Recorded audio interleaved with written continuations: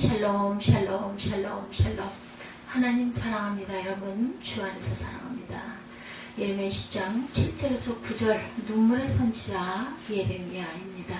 10장 7절에서 9절 보죠. 야외여 주께서 나를 권유하심으로 내가 권유를 받아 싸우며 주께서 나보다 강하사 이기셨으므로 내가 조롱거리가 되니 사람마다 종일토록 나를 조롱하나이다. 내가 말할 때마다 외치며 파멸과 멸망을 선포함으로 여호와의 말씀으로 말미암아 내가 종일토록 치욕과 모욕거리가 됨이니이다. 내가 다시는 야훼를 선포하지 아니하며 그의 이름으로 말하지 아니하리라 하면 나의 마음이 불붙는 것 같아 골수에 사무치니 답답하여 견딜 수 없나이다. 예레미야가 이렇게 답답하여 견딜 수가 없다. 선포하지 않겠다고 하면 마음이 불붙는 것 같다 이렇게 얘기하죠. 파멸과 멸망을 선포함으로 말씀으로 말미암아 내가 종일토록 치욕과 모욕거리가 되어 8절에 보니까 다시는 야훼의 말씀을 내가 그래서 선포하지 아니하여 그의 이름을 말하지 아니하리라 하면 나의 마음이 불붙는 것 같아서 골수에 사무치니 답답하여 견딜 수 없나이다.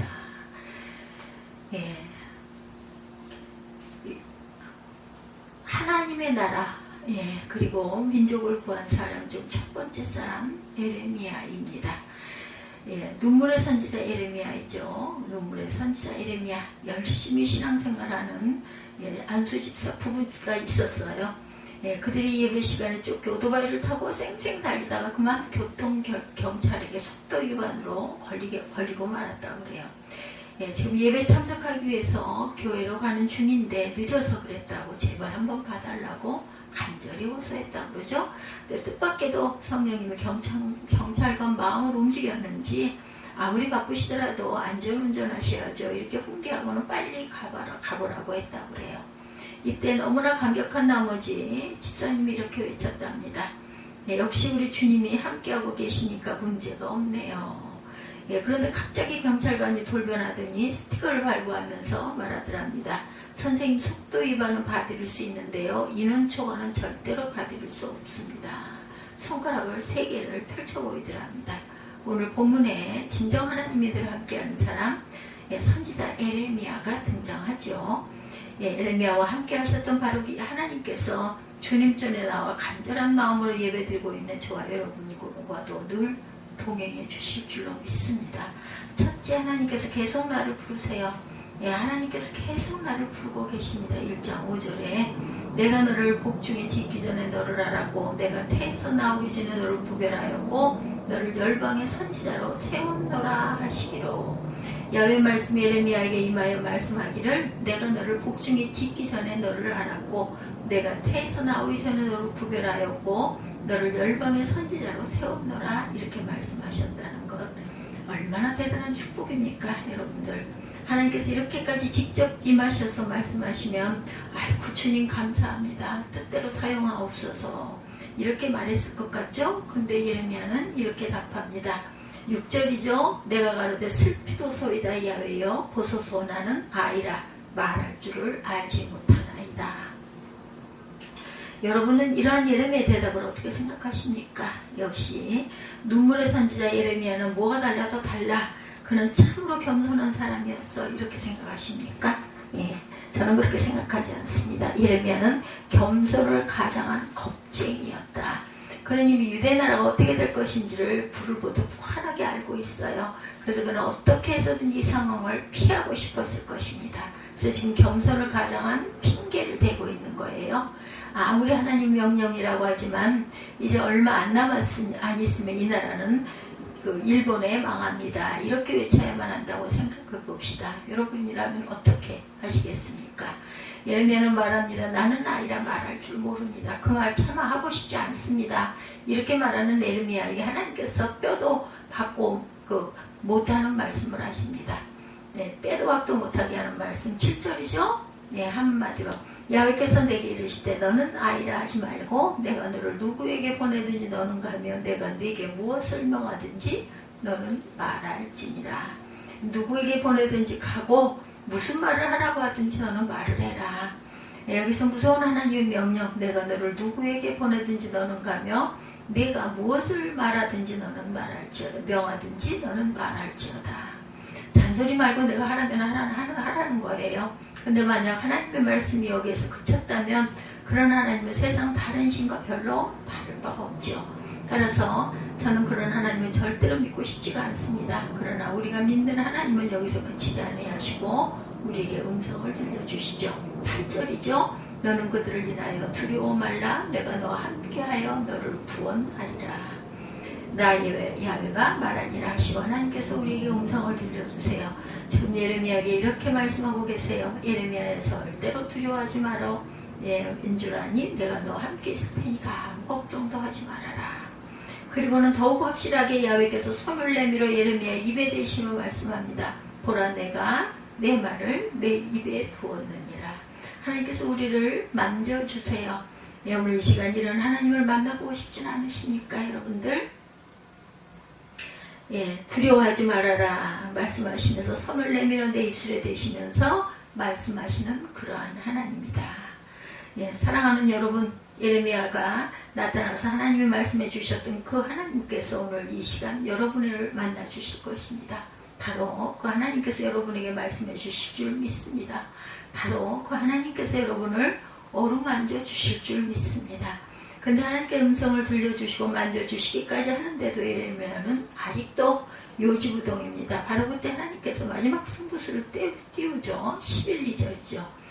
여호와의 말씀이 또 내게 임하니라 이르시되 예레미야야 내가 무엇을 보느냐 대답하되 내가 살구나무 가지를 보나이다. 야훼께서 내게 이르시되 내가 잘 보았도다. 이는 내가 내 말을 지켜 그대로 이루려 함이니라. 하나님께서 우리에게 비전을 보여주세요. 뭐를?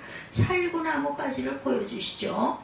살구나무 가지의 환상을 보여줄 때 놀랍게도 예레미야는 하나님의 말씀에 순종하고 있어요. 도대체 그 무엇이 예레미야를 변화시켰을까? 살구나무는 이스라엘 백성들에게 아주 중요한 의미를 갖고 있습니다. 민수기 17장 8절에 이튿날 모세가 증거의 장막에 들어가 본즉 레위 집에 위하여 낸 아론의 지팡이가 우미 돋고 순이 나고 꽃이 피어 살구 열매가 열렸더라. 이렇게 말씀하고 있어요. 아론의 지팡이에 순이 돋고 꽃이 피어서 살구 열매가 맺혔더라. 법궤에 들어간 세 가지가 뭐예요? 여러분들, 십계명이 기록된 돌판, 만나가 담긴 항아리, 그리고 아론의 쌍난 지팡이였어요. 근데 그 지팡이가 바로 살구나무 가지였다라는 거죠. 그 다음 살구나무의 의미는 히브리 말로 쉐케트라는데 명사로는 살구나무, 동사로는 지키다, 보호하다라는 뜻을 갖고 있다고 그러죠. 바로 10절 하반절에 이는 내가 내 말을 지켜 그대로 이루려 함이라 그러하기에 예레미야는 더 이상 하나님의 말씀에 불순종할 수가 없었어요. 죽으면 살리라. 하나님이 함께 하실진데 나는 반드시 승리하리라.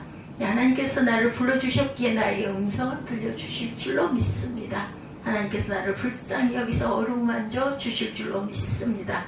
하나님께서 나에게 살구나무의 비전을 밝히 보여주실 줄로 믿습니다. 그래야 내 뜻대로가 아닌 하나님의 뜻대로 살겠노라. 내 마음대로가 아닌 하나님께서 원하시는 사명자의 길을 가겠노라 결단하는 저와 여러분들이 되시기를 주님의 이름으로 축복합니다. 둘째로 하나님께서 열정의 불을 붙여주셨어요. 하나님께서 열정의 불을 붙여주십니다.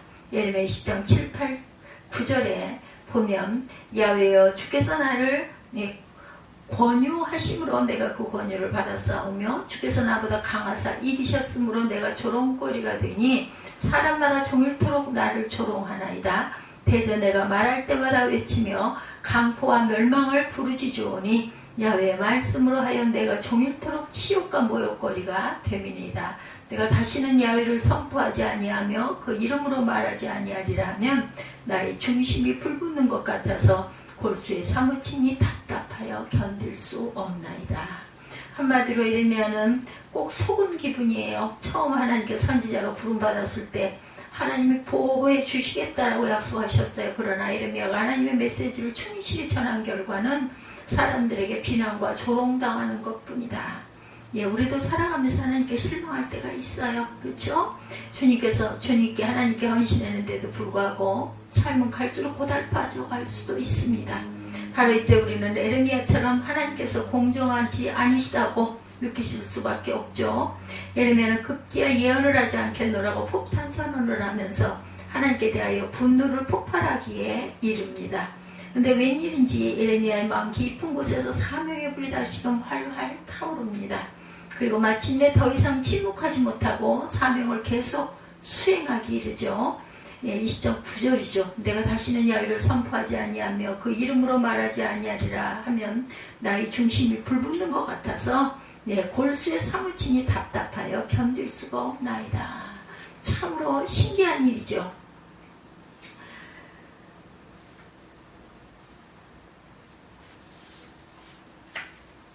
주님께서는 우리를 향해서 너희는 세상의 빛의 소금이라고 이렇게 말씀하세요.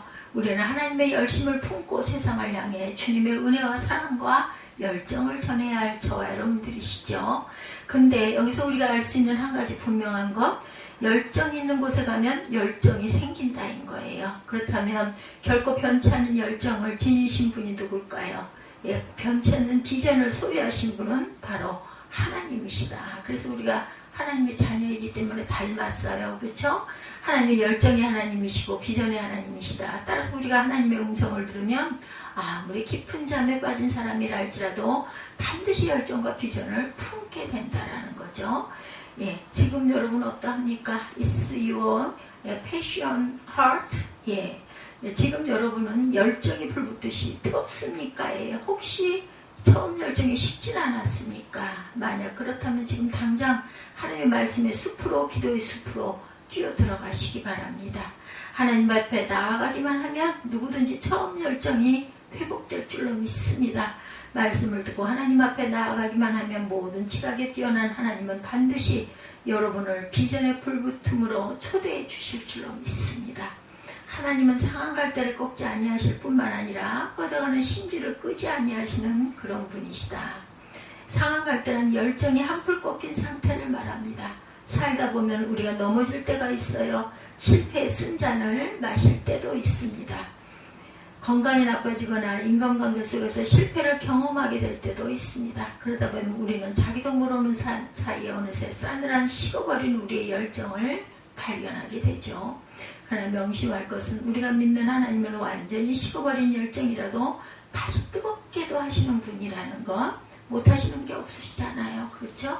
그분은 무에서 유를 창조하시는 분, 그분은 전지전능하셔서 능치 못함이 없으신 분, 꺼져가는 심지란 옛날에 있던 열정이 시간이 흐름에 따라 퇴색하고 빛이 바랜 상태를 말합니다. 젊었을 때 지녔던 열정이 어느덧 식어버리고 꺼져가는 심지처럼 사그라진 것처럼 보이는 것을 말하죠. 그러나 우리가 믿는 하나님은, 내가 믿는 하나님은 아무리 힘없이 꺼져가는 열정이라 다시 불을 붙이시는 그런 분이다. 이런 하나님을 반드시 열심히 믿고 따르시기를 주님의 이름으로 축복합니다. 아멘. 예수님의 수제자 베드로는 어찌 보면 자기 인생의 전부였던 예수께서 십자가에 달려 비참하게 돌아가시자 모든 열정까지도 다 잃어버리고 말았죠. 그의 미래는 완전히 산산조각이 나버렸어요. 비전도 소망도 열정도 모두 다 사라져버렸습니다. 예수님이 돌아가셔서. 예수님을 따라 갈릴리 바다를 떠날 때 다시는 그물로 고기를 잡지 않겠노라고 다짐했던 그였는데 비전도 소망도 열정도 다 사라져버린 지금 급기야 그런 다시 고기 잡는 어우로 갈릴리 바다에 돌아오고 말았어요. 이제 베드로는 아무런 열정도 없이 마치 인생을 다 산 사람처럼 그냥 그렇게 그물을 가지고 바다에 나아갑니다. 그래요. 살았지만 죽은 자, 왜냐하면 그의 눈은 완전히 초점을 잃어버렸고 소망은 바위에 부딪히는 파역처럼 산산이 부서져 버렸기 때문이다. 비전과 소망과 열정의 대가신 예수께서 부활하셔서 이런 베드로를 모닥불로 초대하시죠. 과거의 베드로는 모닥불 앞에서 예수님을 모른다고 부인했던 자였다. 그것도 한 번도 두 번도 아닌 세 번씩이나 주님을 부인했죠. 근데 예수께서는 바로 그때처럼 지금 모닥불을 피우시고 베드로를 부르십니다. 왜 모닥불을 피우시고 베드로를 부르고 계실까? 이는 베드로의 기억 속에 있는 실패의 모닥불을 지우고 대신 열정의 모닥불을 지펴주시기 위함이었다는 거죠. 그자 베드로는 바로 그 순간 하나님의 열정을 다시 회복합니다.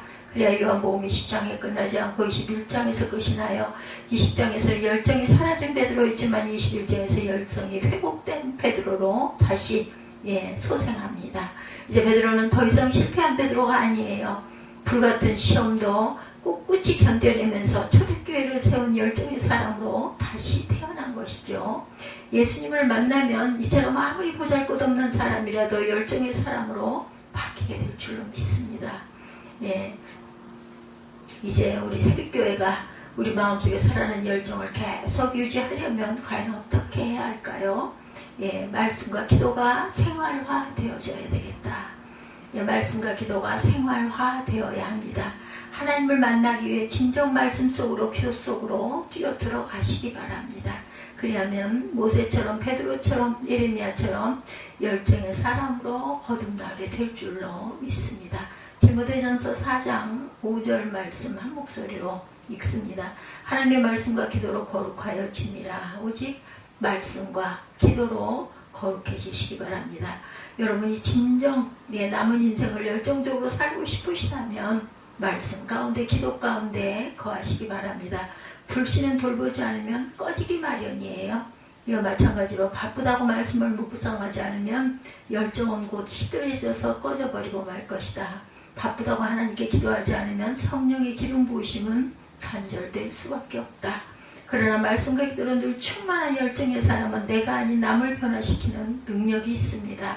열정의 사람이 가정을 변화시키고 교회를 변화시키고 세상을 변화시키는 자로 거듭나게 될 줄로 믿습니다. 나의 가는 길을 오직 그가 아시나니 그가 나를 단련하신 후에는 내가 정금같이 나오리라. 욥이 이렇게 고백하죠. 우리의 가는 길을 오직 하나님께서 아시기 때문에 하나님께서 우리를 단련하신 후에는 우리가 정금같이 나오게 될 것이다. 지금 고통 중에 계십니까? 여러분들 축복의 시간이 가까웠음을 깨닫게 되시기를 바랍니다. 지금 슬픔 중에 계십니까? 기쁨의 시간이 다가왔음을 느끼게 되시기를 주님의 이름으로 축복합니다. 칠흑같이 어두운 밤이 지나가면 반드시 여명의 새 아침이 밝아오고 있음을 믿으시는 저와 여러분이 되시기를 주님의 이름으로 축복합니다. 이 시간 열정의 기름을 회복할 수 있는 방법, 첫째, 하나님 앞에서만큼은 솔직해지자. 여러분 예레미야처럼 하나님 앞에서는 솔직해지시기 바랍니다. 보이는 사람을 향해 성내지 말고 하나님을 향해 화를 내시기 바랍니다. 하나님을 향해 목정껏 투정하세요. 도대체 이게 뭡니까 하나님? 하나님이 살아계신데 왜 나에게 이런 일이 벌어집니까?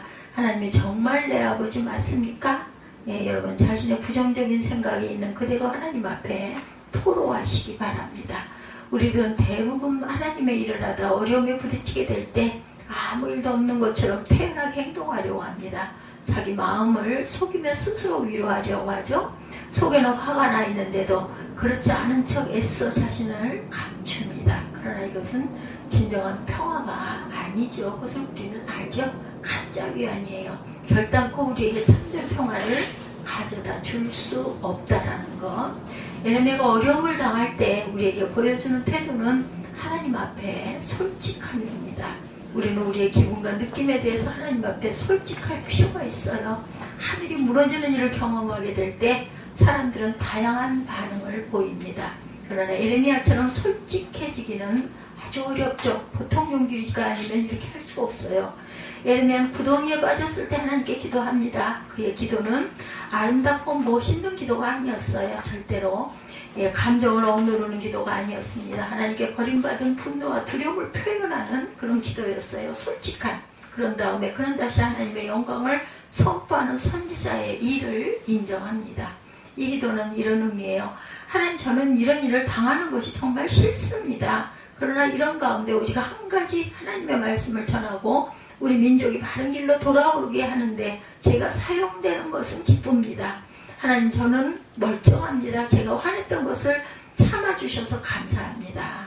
하나님 앞에서만큼은 이렇게 솔직해지시기 바랍니다. 아닌 척하지 마세요. 하나님은 우리들이 거짓된 마음으로 위선으로 자기를 속이는 기도로 하는 것은 원치 않으신다. 우리의 마음속에서 우러나오는 진실된 기도만이 하나님의 마음을 감동시키죠. 우리가 믿는 하나님은 이런 우리의 성냄이, 이런 우리의 투정에 절대로 분노하시는 분이 아니라는 것 잊지 마시기 바랍니다. 솔직함을 차라리 그것을 기뻐하십니다. 오히려 한없는 사랑으로 우리를 포근히 안아주시는 그런 분인 줄 믿으시기 바랍니다. 우리의 아프고 고통스러운 부분을 깨끗이 고쳐주시는 분인 줄 믿으시기 바랍니다. 하나님은 우리가 화를 낸다고 우리를 벌하시는 분이 아니라 우리 마음에 붙여놓으신 사명의 불을 다시 붙이는 그런 분이심을 믿고 그런 저와 여러분들이 주님만을 의지하고 솔직해지는 마음을 속이지 않는 저와 여러분 되시기 바랍니다. 내가 다시는 여호와를 선포하지 아니하며 그 이름으로 말하지 아니하리라 하면 나의 중심이 불붙는 것 같아 골수에 사무침이 답답하여 견딜 수가 없나이다. 예레미야 20장 9절 말씀이죠. 이렇게 고백할 줄 아는 저와 여러분들이 되셔야 되겠다. 그 이름으로 말하지 아니하리라 하면 나의 중심이 불붙는 것 같아 골수에 사무침이 답답하여 견딜 수가 없나이다. 오늘 예레미야 20장 7절에서 9절이 본문입니다. 오히려 한없는 사랑으로 우리를 포근히 안아주시는 분, 우리 아프고 고통스러운 부분을 깨끗이 고쳐주시는 분, 그분이 우리의 중심을 알고 계신다라는 거. 그래서 하나님이 주신 사명을 감당하지 않으면 또한 나는 견딜 수가 없는데, 감당을 하니 주변에서 나를 정말 죽일 것 같이 이렇게 억울하게 그냥 고통을 준다 하더라도, 그래서 안 하고 싶은데 그래도 이거를 선포하지 않으려고 내 마음이 불붙는 것 같아서 견딜 수가 없습니다. 이런 고백을 하나님께 온전하게 할 줄 아는 저와 여러분들이 되셔야 합니다. 하나님 앞에서 솔직해질 때 비록 저와 여러분의 말과 행동이 무례할지라도 하나님께서는 반드시 우리를 건져주실 뿐 아니라 우리로 하여금 하나님을 영화롭게 하는 자로 삼아 주실 줄 믿습니다. 두 번째 방법, 그러함에도 하나님 뜻대로 삽니다. 이러면 언제나 내가 아니라 하나님이었어요. 내가 주어가 아니라 하나님이 주어이셨습니다. 이렇게 내가 핍박을 받는다 할지라도 내가 하나님 뜻대로 살아가겠습니다. 이런 고백을 할 수 있어야 된다. 이런 담대함, 이런 용기가 있어야 됩니다. 그는 언제나 하나님을 향하여 불평과 불만을 늘어놓으면서도 내가 원하는 때 내가 원하는 대로 가고자 하지 않고 하나님이 원하시는 때 하나님이 원하시는 대로 가기를 소원했던 예레미야. 믿음이란 내가 원하는 것을 하나님이 행하시는 것이 아니라 하나님이 원하시는 것을 내가 행하는 것이에요. 예레미야는 바로 이 믿음을 실천한 믿음의 사람, 순종의 사람이었다. 또다시 같이 선포합니다. 하나님이 원하시는 때, 하나님이 원하시는 곳에서 하나님이 원하시는 일을 하는 저와 여러분이 되시기 바랍니다. 하나님께서 예레미야에게 두 번째로 다가오세요. 예레미야야, 너는 다시 나의 말을 전하겠느냐? 예, 제가 하겠습니다. 그리고 나가 다시 선포하고 사람들에게 회개할 것을 촉구합니다. 그런데 무슨 일이 벌어져요? 예레미야는 다시 붙잡혀서 진흙으로 가득 찬 구덩이에 던져집니다. 예레미야가 진흙 구덩이에 건짐을 받았을 때 하나님은 그에게 세 번째로 다가오셔요. 그래도 계속해서 나의 말을 전하겠느냐? 여러분 같으면 어떻게 하실 것 같아요? 아이고, 이제 좀 그만 좀 하고 싶습니다. 이러지 않을까요? 하나님 지금 나를 가지고 장난하십니까? 그러나 예레미야는 말합니다. 이것이 하나님의 뜻이라면 예, 제가 하겠습니다. 예, 하나님은 오늘도 저와 여러분들에게 복음을 전하는 일을 부탁하세요. 우리가 사는 이 현대는 갈수록 하나님을 믿기가 어려운 그러한 시대로 변화돼 가고 있습니다. 우리의 눈길을 끄는 새로운 곳이는 너무 많이 생겨요. 유혹이 너무나 많습니다. 달콤한 것들이 너무나 많아요. 우리가 하나님을 사랑하고자 하지만 때때로 하나님의 일을 한다는 것이 도무지 의미가 없어 보일 때도 있습니다. 그러나 예레미야를 생각하시기 바랍니다. 예레미야는 우리보다 더 어려운 사명을 받았고 더 어려운 시대에 살았고 더 어려운 구덩이에 매번 던져집니다. 예, 모든 사람들의 핍박과 위협을 감당합니다. 우리보다 더 큰 어려움을 당하죠. 큰 위협도 많이도 당합니다. 그러나 결코 하나님의 사명을 끝까지 포기하지 않았다. 하나님이 주신 사명이 없으면 자기의 인생이 의미가 없다고 고백합니다. 우리에게도 이런 고백이 생겨지기를 바랍니다. 하나님 없이는 내 인생은 아무 의미가 없습니다. 그리고 묵묵히 신실한 하나님의 종이 되어서 우리가 있어야 할 자리를 지키시기를 바라세요. 우리에게 맡겨진 사명을 잘 감당하시는 하나님의 산 자녀들이 되시기를 주님의 이름으로 축복합니다. 예레미야의 길은 힘든 길이었어요. 그러나 그는 하나님의 사람이기에 하나님이 주신 사명을 잘 감당할 수 있었다라는 것. 하나님의 일에는 실패란 없습니다. 오늘 이 시간 다시금 하나님의 열정을 품고 하나님을 사랑하며 전하는 일을 게을리하지 않겠다고 결단하시기 바랍니다. 사명을 감당하다 힘들면 하나님께 도움을 요청하시면 돼요. 하나님께 솔직히 마음을 털어놓으시기 바랍니다. 예레미야처럼 말씀 속으로 기도 속으로 달려가시기 바랍니다. 예, 비록 그러함에도 더 힘들고 어려워진다 할지라도 내 뜻대로가 아닌 하나님의 뜻대로 사시기 바랍니다. 그리하면 하나님께서 저 여러분의 삶을 끝까지 책임져 주실 줄 믿습니다. 오직 하나님만을 기쁘시게 하며 오직 하나님께만 영광을 돌리는 삶으로 우리의 삶을 인도해 주실 줄로 믿습니다. 오늘 이 시간 저 여러분이 잘나서 하나님의 자녀가 된 것이 아니고 그저 하나님께서 우리를 지명하여 불러주셨기 때문에 하나님의 선물이라고 하죠. 첫사랑의 열정을 회복하는 저와 여러분들 되시기 바랍니다. 그래야 어떠한 시련과 핍박이 다가온다 할지라도 눈물의 선지자 예레미야처럼 내가 만난 주님, 내가 들은 복된 소식을 끝까지 전하고 내 가정과 이웃, 내 나라와 민족을 구원하는 저와 여러분들이 되시기를 주님의 이름으로 축복합니다. 예레미야 20장 7절에서 9절 눈물의 선지자